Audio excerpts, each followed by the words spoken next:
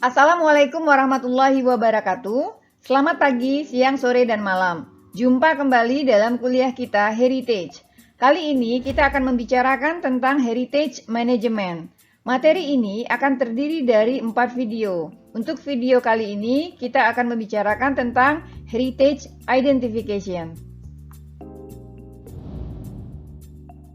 Telah disampaikan pada video sebelumnya bahwa World Heritage UNESCO telah menyusun berbagai misi yang disusun pada tahun 1972 dalam sebuah conference, yaitu Convention on the Protection of the World Cultural and Natural Heritage, yang mana seluruh misi ini disusun dalam rangka untuk mendorong upaya-upaya identifikasi, perlindungan, dan pelestarian warisan budaya dan warisan alam di seluruh dunia sebagai nilai kehidupan kemanusiaan. Bagaimana kegiatan identifikasi tersebut? Kita akan lanjutkan. Identifikasi pusaka pada hakikatnya adalah tahapan persiapan dari sebuah kegiatan pelestarian. Dalam hal kaitannya terhadap bangunan cagar budaya, identifikasi merupakan penelitian awal dari kondisi fisik bangunan yang akan menjadi cagar budaya dari segi arsitekturalnya, strukturnya, utilitasnya, serta nilai kesejarahan dan nilai arkeologinya.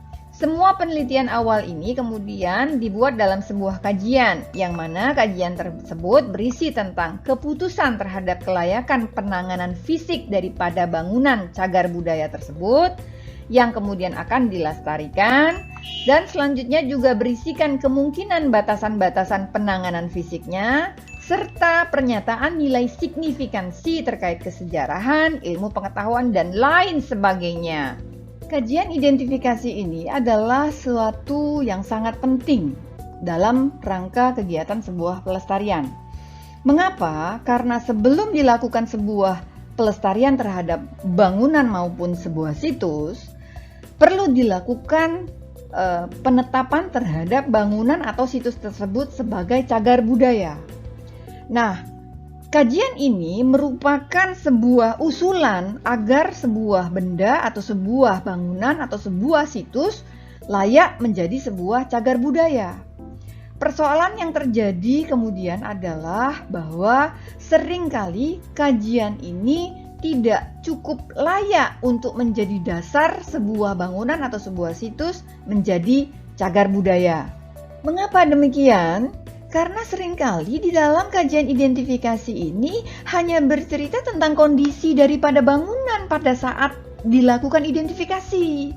Misalnya, oh ada bentukan arsitekturnya, oh ada bentukan struktur dan utilitasnya, kemudian dilihat usia bangunannya berapa, kemudian dilihat juga apakah bangunan itu masih bisa dipertahankan atau tidak.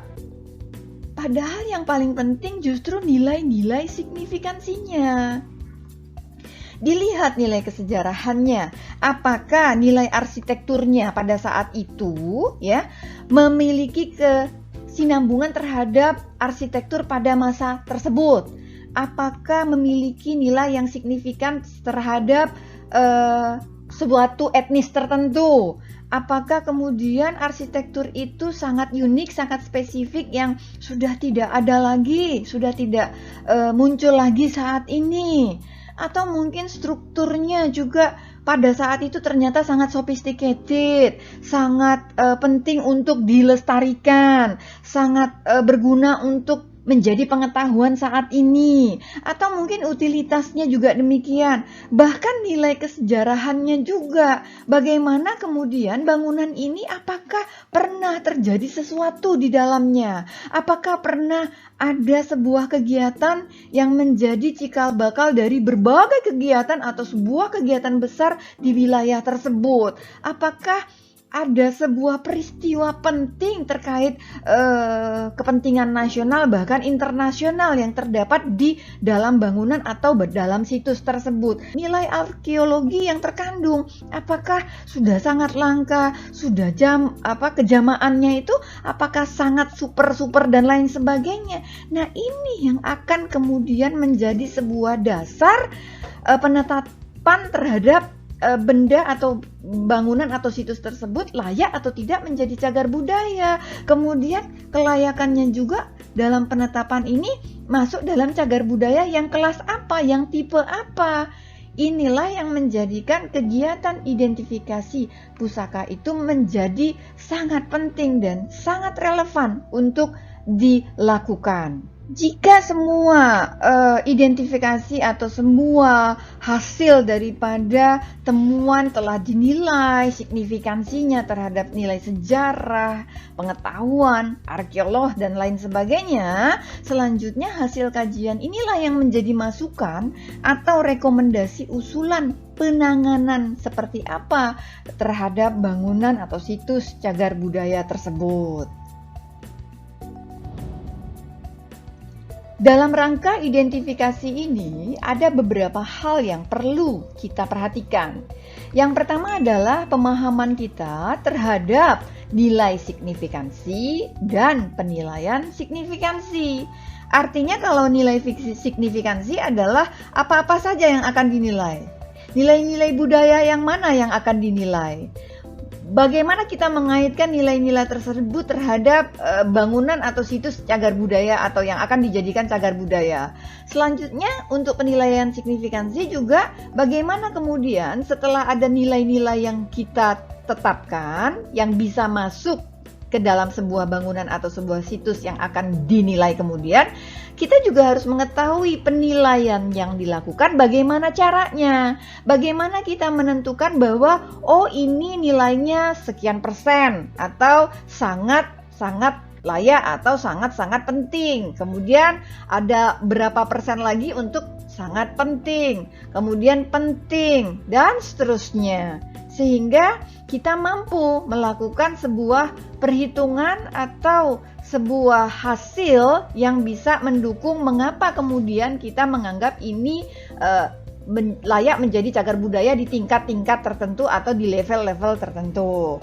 Nah, itu sebabnya seorang yang akan ikut di dalam identifikasi ini merupakan seorang yang ahli, dalam arti orang yang mungkin pernah mengikuti pelatihan-pelatihan dalam melakukan penilaian-penilaian terhadap bangunan atau situs, yang mana juga memiliki pengetahuan tentang nilai-nilai apa yang akan dilakukan atau diberikan terhadap barang tersebut. Bisa dilihat dari charter-charter atau piagam-piagam yang ada di seluruh dunia, ya, atau mungkin Indonesia sendiri sudah menetapkannya di dalam undang-undang. Jadi hafal dan faham terhadap standar-standar tersebut dan mampu melakukan penilaian, itulah syarat seorang ahli dalam kegiatan identifikasi ini.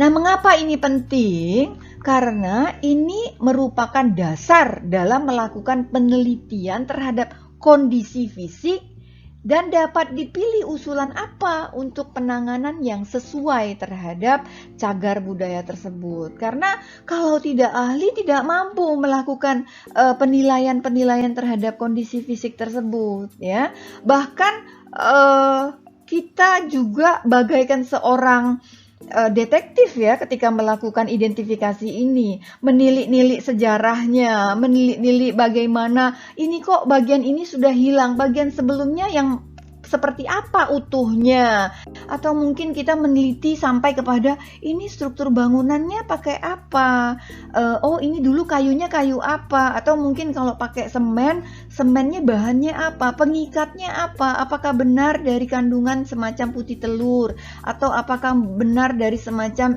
jeruk nipis atau jeruk sambal pada saat pembuatan adonan semennya, karena itu memang terdapat pada bangunan-bangunan di masa lalu. Nah, ini penting pengetahuan bagaimana mengerti tentang signifikansi tadi, juga penting terhadap pengetahuan terhadap material, ya.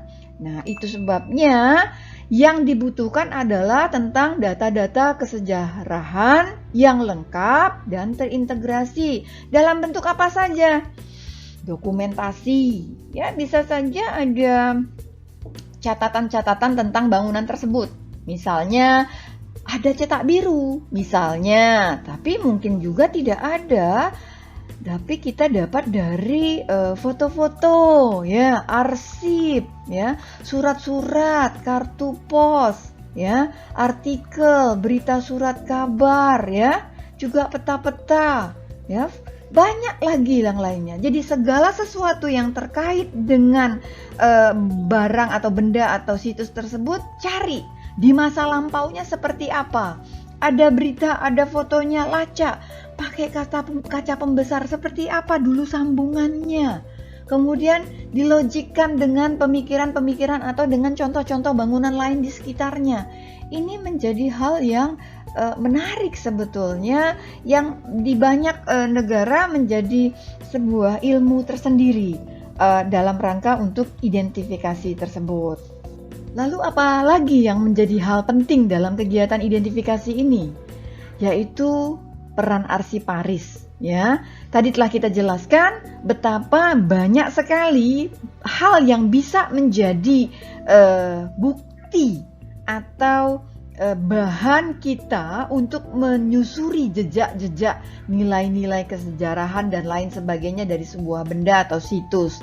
Nah, betapa orang-orang yang senang melakukan kegiatan pengumpulan data, pengumpulan bukti-bukti ini menjadi orang yang sangat penting untuk kita temui dalam kegiatan identifikasi ini. Nah, ini merupakan salah satu bagian yang menjadi primadona juga sebagai bidang pekerjaan yang dibutuhkan di kegiatan heritage.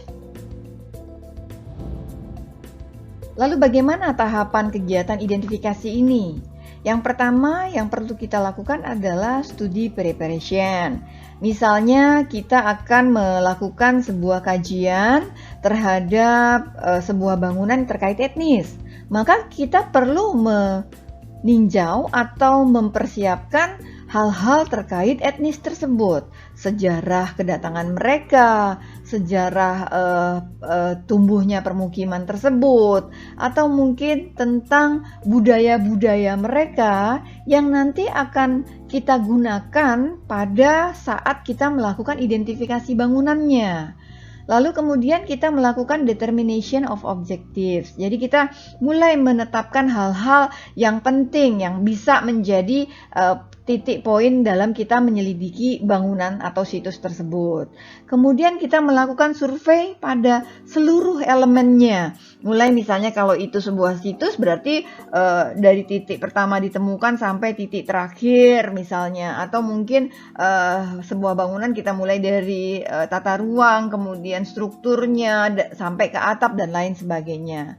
Lalu setelah itu kita lakukan analisis dan sintetis terhadap temuan-temuan tadi. Misalnya tadi, oh ini ada nilai-nilai yang penting dalam kegiatan yang pernah terjadi di sini yang bisa menjadi titik tolak sejarahnya, atau ada nilai-nilai budaya yang cukup signifikan untuk dilestarikan, atau ada nilai-nilai keilmuan yang yang sangat sophisticated pada masa itu tapi sampai sekarang juga masih sangat baik untuk dilakukan, dan banyak sekali yang perlu kita lakukan dalam kaitan analisis ini karena kita akan mengkaitkan antara unsur atau elemen yang satu terhadap determinan yang lain dan seterusnya dan sebagainya. Kemudian langkah selanjutnya adalah menetapkan polisi dan rencana atau merumuskan polisi dan rencana apa yang akan kita lakukan terhadap cagar budaya atau bangunan tersebut. Sampai kemudian kita memberikan rekomendasi apa yang bisa dilakukan terhadap cagar budaya ini. Apakah kita akan melakukan pelestarian secara ketat ataukah hanya dengan pemanfaatan saja. Nah, ini semua dilakukan secara periodik. Bisa saja kita melihat ada hal yang belum bisa bunyikan atau disignifikansikan, kita lakukan kembali pengulangan terhadap surveinya, identifikasi kembali dan seterusnya, dianalisis lagi sampai kita betul-betul mendapatkan sebuah rekomendasi yang paling tepat untuk bangunan atau situs tersebut. Nah, demikian tadi paparan tentang kegiatan identifikasi terkait apa saja kajiannya, kemudian bagaimana tahapannya, dan apa signifikansinya terhadap kegiatan pelestarian secara keseluruhan. Lalu bagaimana hal-hal lain terkait heritage management. Saksikan terus video-video selanjutnya. Selamat pagi, siang, sore, dan malam. Assalamualaikum warahmatullahi wabarakatuh.